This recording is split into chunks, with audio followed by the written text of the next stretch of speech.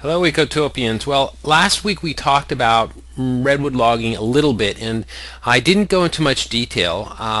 In the assignment, I asked you to record, and in the exam, I asked you to record your emotional responses to the very brief treatment of logging given last week.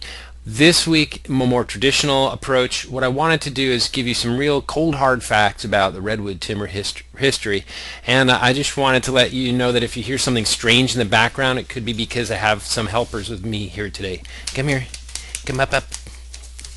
Well, this one here is Pepper. I think you've met Pepper before. Anyway, they had a big day today. They went running on the Mad River, and the other one went on. They both also went on the beach. Anyway, so if you hear funny noises and panting, that's what it is.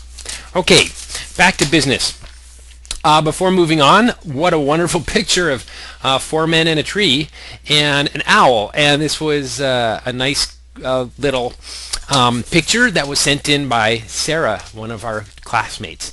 And thank you, Sarah, for that. We will see how relevant this picture of the spotted owl is to redwood timber history as we go along. So, a couple years ago, a student in this class I was teaching, an introductory environmental science class, made a comment in the middle of class that environmentalists killed Eureka. And I was kind of stumped, no pun intended, by what he meant. Environmentalists killed Eureka? What do you, Eureka is still there? I'm not quite sure. I think what he was getting at was that environmentalism caused a collapse of the timber industry, which had a huge negative economic and social effect on Eureka. Well, let's look at that. In order to evaluate that statement, we really need to look at the history of timber production in redwood country. So that's what I've put together for you today. As this lecture proceeds, pay special attention to the technology that changes over time, how the economy affected timber production, global events that affected it, changes in the law, and altogether, all these things together cause a change in society. So pay attention to those. And as you can see, I've put in a helpful timeline down below. It's not the best timeline in the world, but it should suit. By the way, this is a kind of fact and word heavy PowerPoint presentation and lecture, and I have pasted a PDF of this PowerPoint on your Moodle site to help you study for the exam and learn, which is more important. Okay, so as you know, I like to start this with a gold rush. We know that the Native Americans were here for mazillions of years before the gold rush, but the gold rush is a good place to start in terms of the arrival of new settlers to California.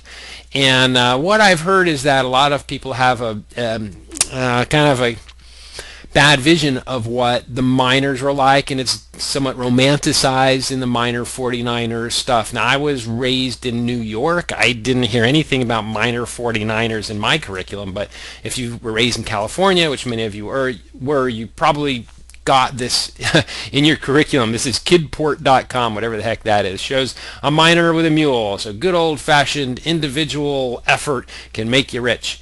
Well, I'm sure the true story was much different from that. It wasn't just a guy and a shovel and a whatever you call a pan for panning gold. Pretty soon big business got involved. Thousands and hundreds of thousands of people arrived in California, mostly men. And when big business got involved, technology arrived, and the kind of mining really changed. Here is an example of what is called placer mining, P-L-A-C-E-R, placer. Placerville is named probably after placer mining. Basically, what it involves is washing away the soil and then sifting it for gold. Often treated with mercury and poisoning the stream. Mercury is very poisonous. So you guys have studied soil formation. You know how important soil is to ecosystems, and now you can see what an enormous ecological disturbance placer mining is. It sets the successional clock back to near zero, back to primary succession. So an ecologist thinks of placer mining and just is freaking out. Also, so would anyone with any sensitivity towards Native Americans. Many of these sites were bottomlands or meadows right next to watercourses, a natural place to build a village. Many of these places were villages of Native Americans for millennia. Maybe they were burial sites, or maybe they're just homes, but they were pushed out of the way and literally washed away. And even after the miners were gone, what was left was no longer habitable. So we ecologists don't like the minor 49er stuff. Anyway, it happened. Okay, for the next 50 years, if you've read, which I hope you have, the Reed Noss book about redwoods and the history of redwoods in Ecotopia, he talked about the early phase here between 1850 and 1900s where there was a demand for wood. It was way smaller compared to now. It was a different time, but there was some demand for wood. There it was. And how did they get it out? Oxen. Check it out. Look at all these guys. What kind of expertise it must have taken to manage these guys and to cut a tree down, chop it into relatively small pieces, and drag it with what do they call it? A yoke of oxen. And look at this road too. They made a road out of redwood trees. Just stunning. One reason I also like these pictures is I like to look in the background and see this is the forest that was falling at the time. In the background here you can see what's called a steam donkey, and we'll come back to that. This is sort of a late innovation. It was the beginning of the replacement of oxen by more modern mechanization. Okay, so small scale, fairly slow, the beginning of the removal of the primary forests in Ecotopia. Have to mention this, in 1864, the Mariposa Grove by Abraham Lincoln, good old honest Abe, sometime towards the end of the Civil War, declared a grove of giant sequoias protected. Redwood trees, yes. Coast redwoods, no. But redwoods anyway, our brothers. And so it was the first one, and so that's why I wanted to mention it. Here it is in 1864, noted. And also, I wanted to mention in our backyard, here's Humboldt State University. Here's the Arcata Community Forest. Might go a little farther back. Was logged in the 1880s, probably using those oxen. So that means, and it was more or less clear cut. All the big trees were taken. There's some left today, a few exceptions. But the oldest trees there in the forest behind Arcata are 130 years old. Now, the city of Arcata is managing this as a woodland in addition to recreational purposes. And so they do log the forest. There are some relic old growth groves that I'm pretty darn sure they are leaving intact. But the rest of it is logged in what they say is a sustainable manner. I would support that, although I don't know much about it. Okay, anyway, so when you go up above Redwood Park and you go in there and you see the big trees, how old are they, Mom? 130 years older. You can do the math yourself. Whatever your year is minus 1880 is what it would be. Okay, in 1890, here we are on our timeline. We've moved 40 years past the, 40 years, 50 years past the, 40 years past the arrival of the discovery of gold. And Kings Canyon and Sequoia National Parks were erected in 1890 by who? The federal or the state? Well, it's a national park. That means it's owned by the federal government. So that's important. I want you to pay attention to the difference between federal and state lands and federal and state laws, because we essentially have two different governments managing this land. So pay attention to that. So this is you can see in central Sierras, I guess. And again, it's not the coast redwoods, but I just wanted to mention it because these were the first national parks. Okay, the second national park in U.S. history. Does anybody know what the first national park in U.S. history is? Right, you in the back. Right, Yellowstone. It was Yellowstone National Park. That was the first. And who is the president? I can't remember. Was it Teddy Roosevelt? I'm not sure. Anyway, Kings Canyon and Sequoia National Parks, 1890. All right.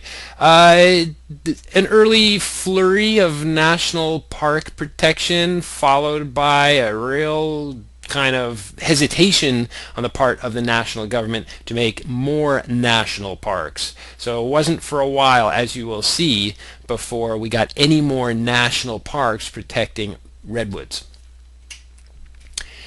In 1902, Big Basin State Park was signed into law. So this was the first coast redwood park of any type, but it wasn't federal, it was state. So keep track of that. Where's Big Basin State Park? I think of it as outside of Santa Cruz. Here's Año Nueva State Reserve. So it's just outside of the Bay Area.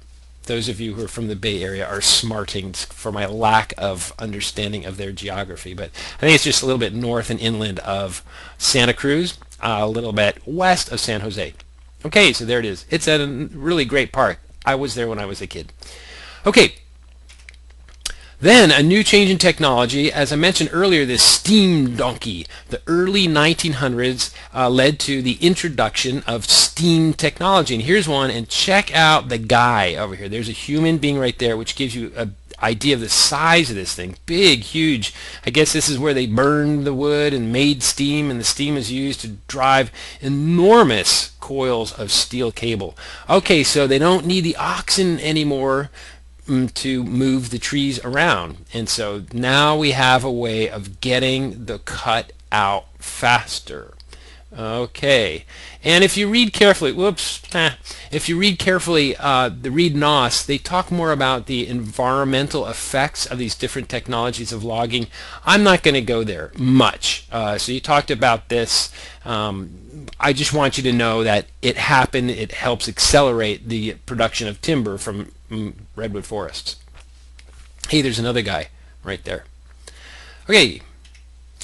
Just wanted to mention the San Francisco earthquake of 1906 and share this horrific picture from you. Why? Because yes, it does have something to do with Ecotopia, because following the destruction of this city, the massive fires, everything falling down, there is a great need for timber in the rebuilding phase. And I'll get back to that in a second.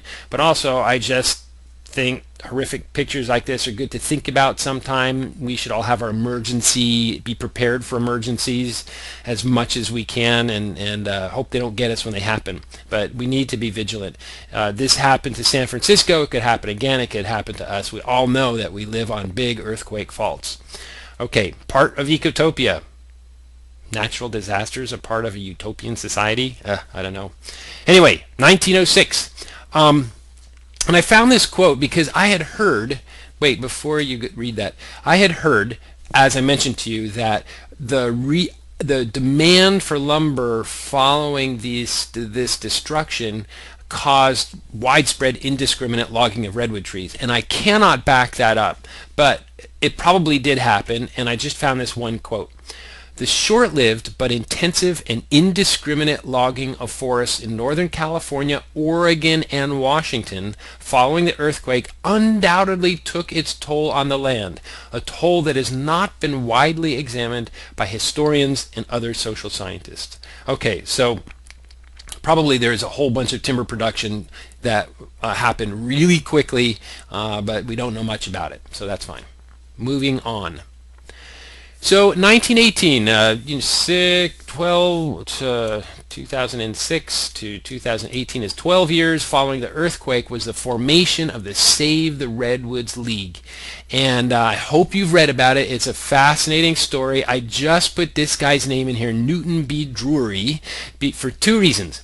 One is he worked for the Save the Redwoods League for a long time, and two, they named that cool road after him. The cool road I'm talking about is just north of Prairie Creek Redwoods. It used to be Highway 101 until they built that ridiculously huge freeway bypass around it. So I always wondered who Newton B. Drury was, and now I know. He was part of the formation and the management of the Save the Redwoods League for many years. I wanted to also say that World War I happened. Now, U.S. involvement in World War I was 1917 to 1918. The war itself was much longer than that. U.S. entered it late. But what does that mean to us? It means that I just think that when the U.S. is was involved in these kind of wars, it probably had an effect on timber production at the time. I don't have the math of how much was logged during the time, but it was there. The other thing I wanted to say is that war spurs technological developments, as we'll really see in World War II. Anyway, after the war, 1918, the formation of the Save the Redwoods League, because some people in the San Francisco area were kind of concerned about these big trees were being logged, and they saw the future, and they said, if we don't do something about this, some really big, wonderful groves need to be preserved. Why? It was an era of the transcendentalists in American philosophy and literature saw nature as something produced by God and should be revered as such. And so to go in and use it for the greater good of humanity is sort of a bad thing to do. And so there's this tension between the utilitarian people who think nature is there for men to use it versus nature is a product of God and needs to be respected. This tension leads to a lot of laws in American environmental law. So these guys, these folks here, were able to raise a lot of money. Why? Well, think about it in a way. It's not too hard to take someone with spare time on their hands and a lot of spare cash in their hands for a nice drive in the country and say, isn't this gorgeous? And yes, of course, they will be awestruck. And then you'll say, it's going to be logged. And they're like, so? Well, wouldn't you like to save it? Yeah, but why should I do that? Because we'll make a big plaque. See this big plaque? This big plaque, and it'll have your name on it, and it strokes their ego, and they open up their wallet, and they buy a whole bunch of land, and it's now a grove that's named after them. And you can go through all these redwood parks, and there's all the this grove and the that grove and the other grove, and no doubt these are wealthy people that have been courted by the Save the Redwoods League to open their pockets and preserve the land. A really great strategy which continues today. There is still old growth primary forest in private lands, and if the Save the Redwoods League can buy it, then it's been preserved. So they're still active. Okay, so this strategy came about and worked. Look how well it worked. Once they bought the land, some of it could then be donated to the state parks. Okay, so what happened was we were not getting any national parks. These guys, the preservationists who wanted these forests preserved, were not getting attention from the federal government. I wonder why. Maybe the Democrats and Republicans were arguing with each other. Who knows? Anyway, what they did get was progress on the state front. So we had state parks on the North Coast between 1920 and 1930. 1, 2, 3, 4 of them. The Humboldt, Prairie Creek, Del Norte, and Jedediah Smith state parks were formed. Where are they? Jed Smith, just inland from Crescent City, fantastic one. This is where the tallest tree in the world is, in the Jed Smith. There's a Del Norte, which you drive through, and the Prairie Creek that you drive through on the 101 between the Humboldt Bay area and Crescent City. And what's missing from this picture is the Humboldt, which is farther south. So when you go south to Garberville, you drive through the Humboldt state parks. Okay, so again, we get state protection. Where are we? We're still before World War II and all that stuff. So what happened next? 1930s, Great Depression. 1941, 1945, World War II. Why are these important? Well, when there's economic collapse, there's no demand for lumber, there's no work, and so there's no demand for lumber, so it wasn't produced. Not much. 1941, 1945, government's pretty distracted with fighting an enormous war and sending all the men overseas and stuff, but there's a huge military industrial complex that built up in the United States at that time and after the war, which once the war was over could then be refocused on other kinds of economies, as we shall see. Okay, so in the post-war period from 1945 until now, we have seen the following things happen. Massive industrialization and economic growth, which affected all factors of American society, including those in Ecotopia. Well, what were they? Well, the technology rapidly advanced. What kind of technology? The combustion engine. Okay, the combustion engine was invented a long time before this, but what advances? The airplanes in World War I were like, I don't know, triplanes with this ridiculous engines. By I don't know when they invented the jet engine, but anyway, the Air Force in World War II, as I'm sure you know, was much more advanced than so. Once the combustion engine got advanced, you could do all sorts of crazy things with it besides invent killing machines. You can build roads and road building equipment, tractors and trucks and chainsaws, better chainsaws. The sawmills too got much more advanced, so they could handle a lot more wood. It could be removed from the forest, transported, and processed much more rapidly as time went on, especially past World War II. And also there's a development of new timber products. So instead of just plain sawn wood, we now have plywood and particle board and all kinds of other stuff. So they could use more of the trees in the forest. So they didn't leave the little ones behind anymore. They took them all. And there's where you get the invention of the clear cut. Okay, everything taken. Okay, so that was huge. So on top of that, so great technological advances, but also economic growth during this time. Heyday of American rise of the middle class. The economic growth led to increased demand on forest products. We need more wood, so get it out even faster. So they did. These things increased profits. What am I saying here? This is a sentence. Increased profits simultaneous with technological advances accelerated timber production. Oh yeah, during this time. So we're getting closer to modern times now. Okie dokie.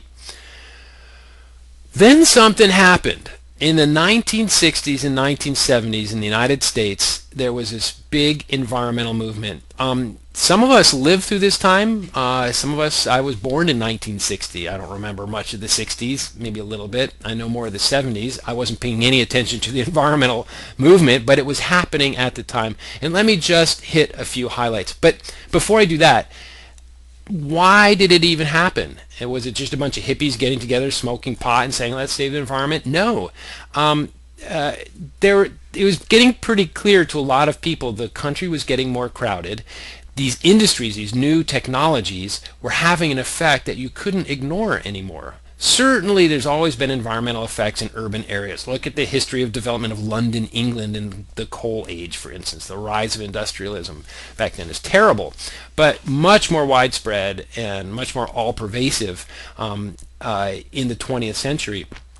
Just for example, there's the Cuyahoga River in Ohio, a river. Rivers are made of water. They're not supposed to catch on fire, but this one did many times. How could a river catch on fire? It was so polluted it would burn. It boggles the mind, and it really, shocks people and makes them think, what are we doing to the world? Second, species were starting to go extinct. I'll talk a little bit more about that in a second. Anyway, so people started doing things in the political climate. I don't know why. Maybe the Democrats or the liberals controlled everything at the time. But a whole bunch of really important laws got passed. Redwood National Park, finally the federal government gets off its butt and preserves some of these incredibly beautiful and valuable trees for all time in a national park. So right now, the state parks that we talked about before, the Jed Smith, the Del Norte, the Humboldt, the Prairie Creek, they are co-managed by the state and the federal in some weird marriage. I don't really understand it, but if you go check them out and go to their visitor center, you'll see this weird mix of federal and state government. Anyway, so good. Then there are all the passage of these important environmental protection laws, and don't get scared. You don't have to memorize all of them. There's just one, which I'll tell you in a sec. In 1970, the National Environmental Policy Act, NEPA. Maybe you've heard of environmental impact statement. Those things have to be done because of this law. 1970, the Clean Air Act. 1972, the Clean Water Act. 1973, the Endangered Species Act. Now just remember, big national federal laws do not get passed unless there's a pretty big national consensus that has developed over many years. Just look at healthcare right now. For how long have we known that the healthcare system has been broken and needs to be fixed before we finally did a little bit something about it? Oh, sorry, I'm getting a little bit personally political. Anyway, the point I'm trying to make is that although these were passed in the 70s, they didn't magically come into being there. This was a consequence of 10 years of pretty strong political action. The one act I want you to pay attention to is this 1973 Endangered Species Act. So memorize that, please. I will ask questions about it on your exam. And we're getting to talk about this little spotted owl here soon. So I just wanted to point out that a good link, if you want to look into this sometime, you don't have to do it for the class, but here's a cool link. You can go to the PDF or pause and go to this. It's from the National Resource Defense Council. They're pretty awesome folks. So check that out if you're interested in environmental law. So let's talk about the Endangered Species Act, because this is what the spotted owl controversy is all about. So what it does is it provides federal protection to prevent species extinction. This law applies to the entire United States. It's not a state-specific thing. And it's kind of important because the way federal law is, the states own the wildlife. So they can manage the wildlife any way they want. It's not up to the federal government unless the species is listed, unless the species is listed as endangered, which I'll get to you in a second. But what are just there's a whole history to how the ESA came about, but I just wanted to point out that the bald eagle, that's our national bird, and it's on all our coins and our flags and stuff, was threatened with going extinct because of rampant uncontrolled industrialization. So people realized, yeah, maybe we should do something about that. The other thing I wanted to mention is just one little bit of important literature, a book, Silent Spring by Rachel Carson. And what she was writing about was that when she was a little girl, you would go outside and in springtime you'd hear all this bird song. But as she notices, she grew up, there was less and less of that. And what she was writing about was DDT pollution, that the chemicals that we were releasing into the environment was having an effect. And it wasn't just about birds, it was widespread, although the bird story was quite compelling. Rachel Carson later died of cancer. Okay, anyway, her writing really is nonfiction too, bestseller, go figure, and really got people. It's one of the sort of popular works that really got people behind passage of such things like the Endangered Species Act. So what does it do? Oh, I don't have time to go into it, so I've just boiled it down to a couple tiny things. One is a species that may be going extinct must be listed. The federal government must say, your polar bear is going extinct, and say it's currently either threatened or endangered. This is more close to extinction than this. Okay, so any species that's not listed is not covered by the Endangered Species Act. But if it is listed, it is covered by the Act. And so the actual listing can get very political because it has huge consequences, and a lot of people may oppose a listing because it may mean they can't build a mall or a dam or something like that. So listing is hugely important. Make sure you know that.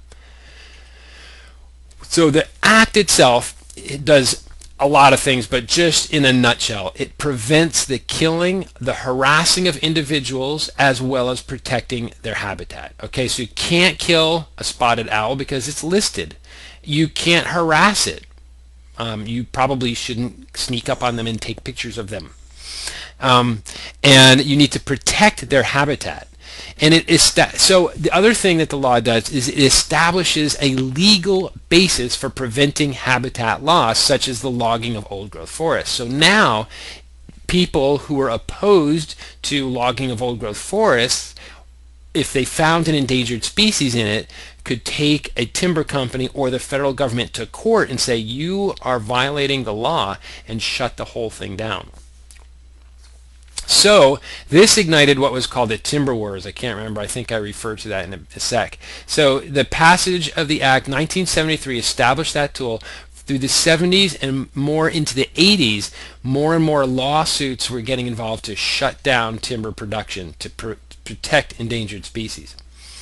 So this led to, during the Clinton administration, he held this great big conference, he and Al Gore held this big conference in Portland, I think it was, in 1992, and from that they developed the Northwest Forest Plan. Now make sure you understand this. This has to do with the management of federal forest lands such as the U.S. National Forest. Not private land, just federal land. Okay, there's still a lot of federal land, non-federal land out there that can be managed differently. This plan covers these federally owned government land. So until this time, the national forests were managed primarily to produce timber, to get the cut out, nothing else. Maybe reservoirs, so like the Hetch Hetchy Reservoir. So that was the primary mission of the U.S. National Forest Service, is to get the cut out. But after the passage of the Northwest Forest Plan, that really changed a lot.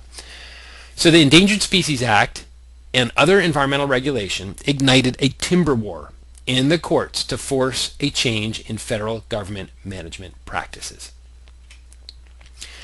The Northwest Forest Plan directed federal agencies to include in their management plans, thou shalt do this when you manage your forests for the long-term health of the forests, of the wildlife, and the waterways. Maybe that's why we have those buffers where you're not allowed to log up to, even on private land.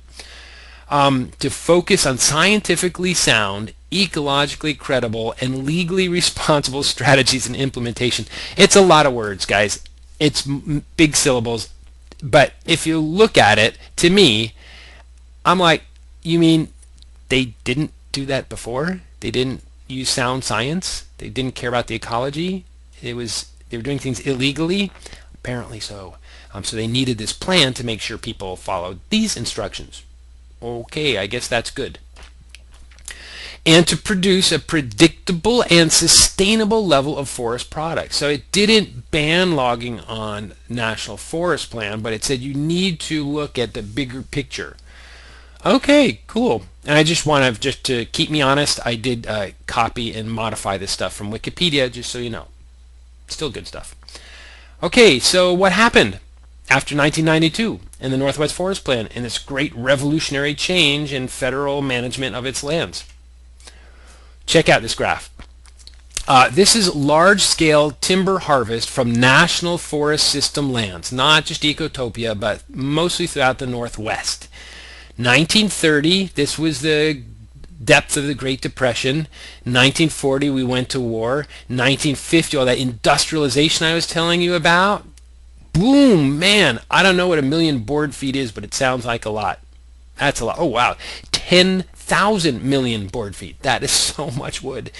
So through the 60s, through the 70s, those laws get passed. Through the 80s, it starts dropping. There's some spikes, downward spikes here, which are probably recessions. But, good question. So, oh yeah, the Northwest Forest Plan was 1992. So there, I'm not quite sure why 1981, 2, 3, or 4. What happened back then? Not sure why this big spike. Maybe it's a big recession. But there were a lot of people fighting timber production forests. But anyway, this is what happened here. So the question is, and so then, as you can see, a huge drop in timber production from the National Forest System lands. And you might say, oh, that's because the Northwest Forest Plan made it impossible to log on national forests. And so that killed the timber industry. That killed Eureka. Well, maybe. But there are other things going on too, which I have iterated here. Oh, before I go there, I got another graph. The previous graph was from all national forest lands in the United States. This graph just shows Oregon timber harvest by ownership. I would have preferred California, but I couldn't find the graph. So let's just look at Oregon from 1958 at the heyday to 2008. It goes up and down. Let's see. What we really want to focus on here is this yellowish land, which is private lands, and the orangish one, which is national forest. I don't care so much about state and other lands because they're small. This is the total here. So what's happened is the federal and private lands are producing about the same amount of timber, and then boom, hey, wait a minute, it started going down before 1992. Well, maybe that's because of lawsuits, or maybe it's because of something else. So we'll investigate this for a second. There are actually several factors that go into this. But note this, look at this. Oregon timber harvest by ownership, this is private land, has remained pretty constant. It may be on a slightly downward trend. Yep, it is. But it didn't do this. That's interesting. So let's look into this a little bit. Why did the Northwest timber production drop after 1988? 1988 and about 1992. First of all, as you know, 96% of primary redwood forest had been logged. It was gone. 4% was left. More than half of that was already in parks. So there's not much timber left to cut. It was a spasm of cutting primary forest. Okay, so maybe that's why the timber production slowed down. Secondly, globalization was kicking off during this time. Okay, after World War II, slowly the economies of the world started getting integrated, and especially during the Clinton era in the United States, there's more and more NAFTAs and CAFTAs, free trade agreements, that increased globalization. And it turns out that much of both the production of timber and the milling of timber went overseas. Check this out. 40%, this is a little bit old, maybe 10-year-old data, 40% of the timber in the United States is imported. We import 40% of the stuff just because it's cheap. We can do that. Much of the U.S. timber supply has shifted to highly productive plantation forests. Plantation forests. So yeah, here's a quote. In the West, and especially in the U.S. Southeast, private tree farms have erased the post-war need for large-scale timber supplies from national forest land.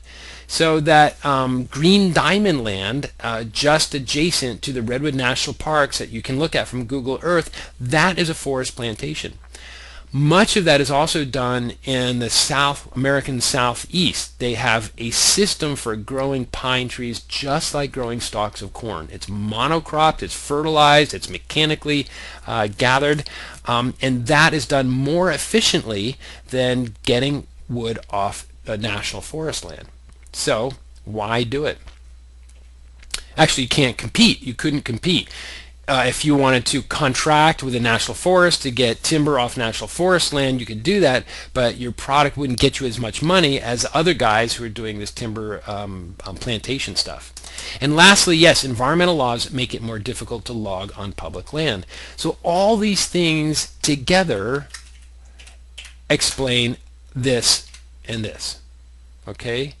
Environmental change and regulation, the disappearance of the primary forest, the plantation forest, and globalization.